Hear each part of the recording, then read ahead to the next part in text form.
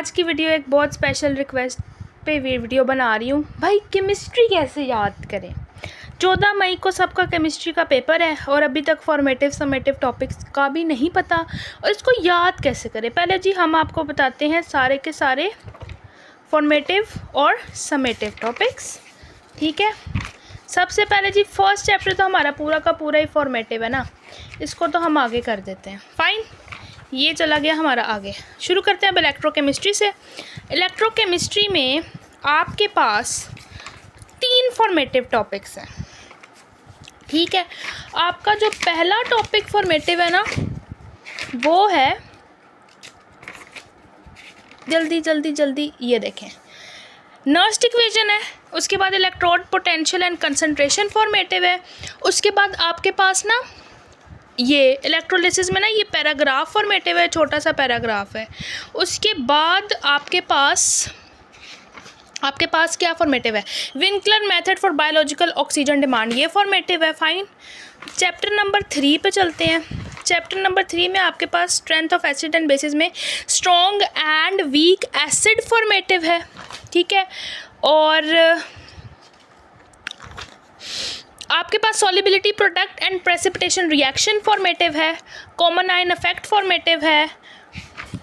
ठीक है, chapter number 4 में सिर्फ आपने ना पीएच टाइट्रेशंस करनी है, बाकी पूरे चैप्टर में से कुछ भी नहीं करना। Fine, chapter number 5 group 2 elements, इसमें आपके पास एक टॉपिक फॉर्मेटिव है, वो है complexity of the alkaline earth metals, बाकी सब समेटिव है। चैप्टर नंबर 6 में आपके पास एंड से फॉर्मेटिव है। मैं आपको बताती हूँ, देखें ये जो है ना लिग्नेंट सब्स्टिट्यूशन एंड रिएक्शंस, इसमें ना इनके रिएक्शंस बहुत इंपॉर्टेंट है। हमारी टीचर ने कहा है कि बेशक इन्होंने फॉर्मेटिव में लिखा है, बट ये रिएक्शंस पीछे ना लिंक आउट करते हैं, तो ये रिएक्शंस आप कर लें, आपके लिए बेहतर होगा। फाइन, अच्छा अब हम बातें हैं इनके फॉर्मेटिव टॉपिक्स में। पेज नंबर 120 से लेकर एंड तक ये चैप्टर फॉर्मेटिव है। उसके बाद ऑर्गेनिक केमिस्ट्री में ना कुछ भी फॉर्मेटिव नहीं है, सबका सब समेटिव है। हाइड्रोकार्बन्स में आपका सबका सब समेटिव है, नथिंग इज़ फॉर्मेटिव। जल्दी आगे कर रही हूँ ताकि मैं खुद भी कंफर्म कर पाऊँ।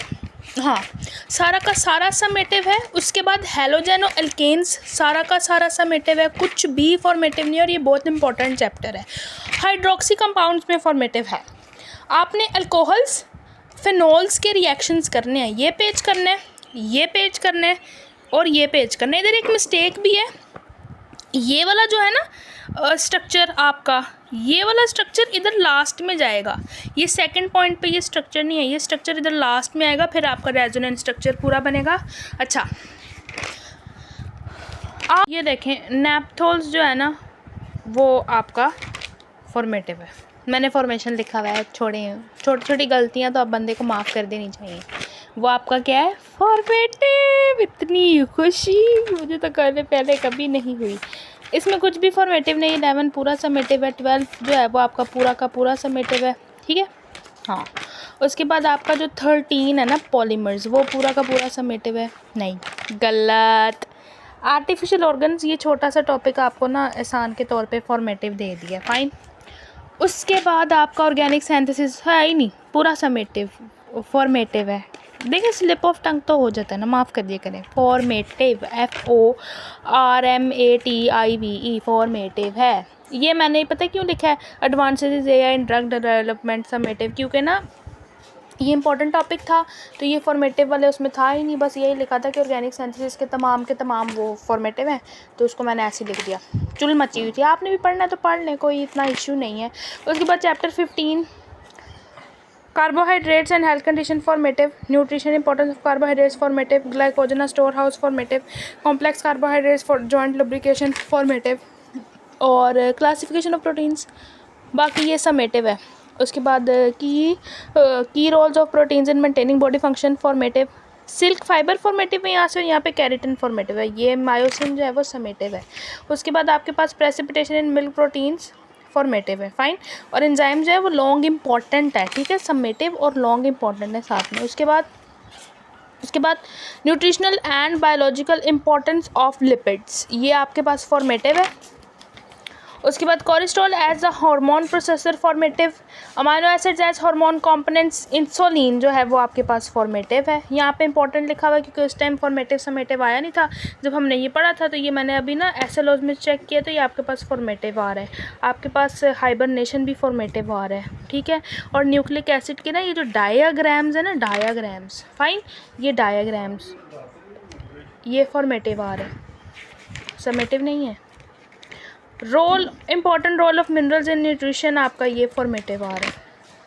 एम्पेरिकल डेटा एनालिसिस में सिर्फ आपने एक चीज़ करनी है, आपकी एक चीज़ समेटिव है ये वाली, graphical techniques and data variables, बस ये समेटिव है। उसके बाद चैप्टर 17 में आपके पास जो टॉपिक्स आपने करने हैं ना वो यहाँ से, डिटर्मिनेशन ऑफ मॉलिक्यूलर मास करना है, समेटिव है। Identification of molecular mass, summative. Deduction of carbon in molecule, summative. Deduction of presence of chlorine and bromine, summative, fine. Spectroscopy में एक ही चीज़ फॉर्मेटिव है, ये index of hydrogen deficiency and unsaturation, बाकी सब आपका समेटिव है। उसके बाद क्रोमेटोग्राफी में जो आपका फॉर्मेटिव है वो बताती हूँ, ठीक है।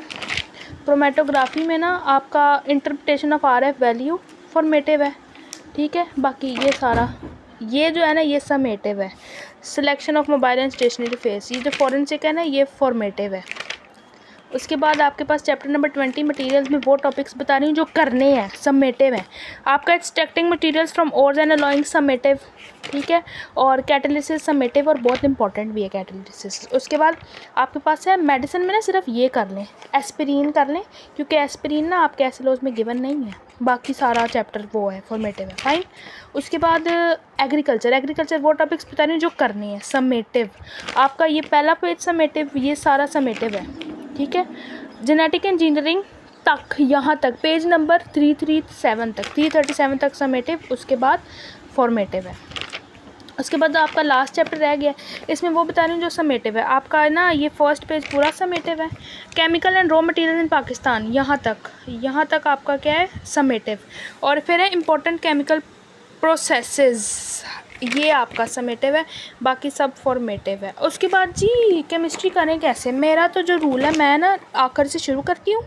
मैं पहले चैप्टर नंबर 20 से लेके चैप्टर नंबर 23 किए हैं, ये 4 चैप्टर किए हैं। उसके बाद मैंने चैप्टर नंबर 19 किया है। चैप्टर नंबर 19 करने के बाद मैंने चैप्टर नंबर किया है 16 से पीछे गई मैं 7 से लेकर मैंने चैप्टर नंबर 14 तक किया। 14 तक करके 8 नहीं किया था बीच में से, ठीक है, 8 नहीं किया था। मैं मुश्किल चैप्टर्स पहले कभी भी नहीं करती क्योंकि फिर आपका दिल भर जाता है। उसके बाद मैंने किया chapter number 3, chapter number 4, chapter number 5, ठीक है।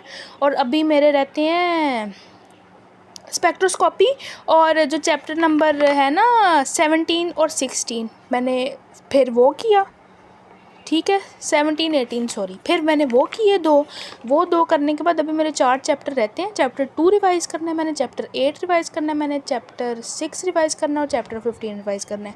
आज मैंने किया चैप्टर नंबर 15 जो कि बायोकेमिस्ट्री, और ये बहुत आसान है। उसके बाद मेरे 3 चैप्टर्स रहते हैं, फिर मैं चैप्टर 2 करूँगी, ठीक है। फिर मैं जाऊँगी चैप्टर 8 पे क्योंकि वो ऑर्गेनिक है और बहुत इंपॉर्टेंट है, और फिर मैं जाऊँगी ट्रांजिशन मेटल्स पे। मैं तो अपनी केमिस्ट्री ऐसे करती हूँ। कुछ लोग होते हैं जो पहले मुश्किल, मेरी एक दोस्त है वो पहले मुश्किल चैप्टर्स करती है फिर वो आसान चैप्टर्स की तरफ जाती है, पर मैं अपने ब्रेन को बनाती हूँ पहले आसान चैप्टर्स करके फिर मैं मुश्किल। वो अब आपके ब्रेन की बात है, आपने जैसे करना है, पर करना तो है क्योंकि 14 मई को आपका पेपर है और आप सबको ऑल द बेस्ट उस पेपर के लिए। I hope and I give you my best wishes, I pray for you और माई सेल्फ टू कि अच्छे नंबर आएँ सबके। चलें आज के लिए बस इतना ही। Thank you so much for watching, bye.